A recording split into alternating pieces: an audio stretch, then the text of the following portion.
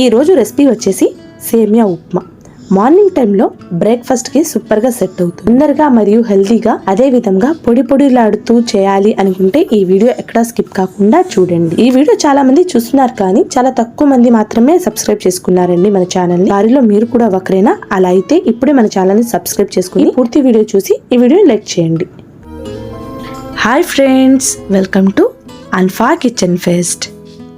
ముందుగా ఒక కడాయిలో 1 స్పూన్ ఆయిల్ వేసుకుని అందులో 1/2 స్పూన్ ఆవాలు, 1/2 స్పూన్ జీలకర్ర, 1 స్పూన్ పచ్చిశనగపప్పు వేసుకుని ఇలా కొంచెం ఫ్రై అయిన తర్వాత ఇందులో ఒక ఆనియన్ని ఇలా సన్నగా పొడవుగా కట్ చేసి వేసుకోవాలి. ఇలా ఉల్లిపాయ కూడా కొంచెం ఫ్రై అయిన తర్వాత ఇందులో కొంచెం కరివేపాకు కూడా వేసుకొని ఇలా కలుపుకోవాలి.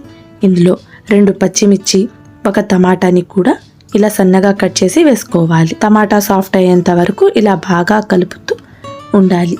ఒక 2 మినిట్స్ పాటు ఇలా బాగా కలుపుకొని ఇందులో సన్నగా కట్ చేసిన క్యారెట్, సన్నగా కట్ చేసుకున్న క్యాబేజ్ని కూడా వేసుకొని ఇలా ఒక 2 మినిట్స్ పాటు ఇలా ఫ్రై చేసుకోవాలి. ఇలా 2 మినిట్స్ పాటు ఫ్రై చేసుకున్న తర్వాత ఇందులో కచ్చాపచ్చాగా దంచుకున్న కొంచెం అల్లం వేసుకోండి.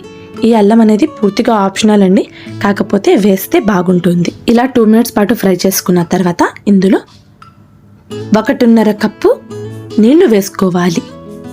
ఎక్కువైతే అసలు వేసుకోబాకండి, ఇలా వేసుకుంటేనే సేమియా పొడి పొడిలాడుతూ ఉంటుంది. ఇందులో కొంచెం ఉప్పుని కూడా వేసుకుని ఒకసారి కలిపి మూత పెట్టి వదిలేయాలి.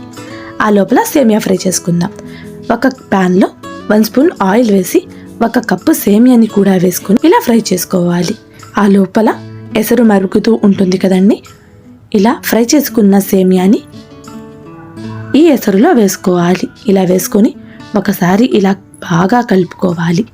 ఇలా బాగా కలుపుకున్న తర్వాత మంటని మీడియం ఫ్లేమ్లో పెట్టుకుని మూత పెట్టి ఒక 3 నిమిషాల పాటు వదిలేయాలి. 3 నిమిషాల తర్వాత ఒకసారి మూత తీసి ఇలా ఒక్కసారి కలుపుకొని మళ్ళీ మూత పెట్టి 4 నిమిషాల పాటు లో ఫ్లేమ్లో ఉడికించుకోవాలి.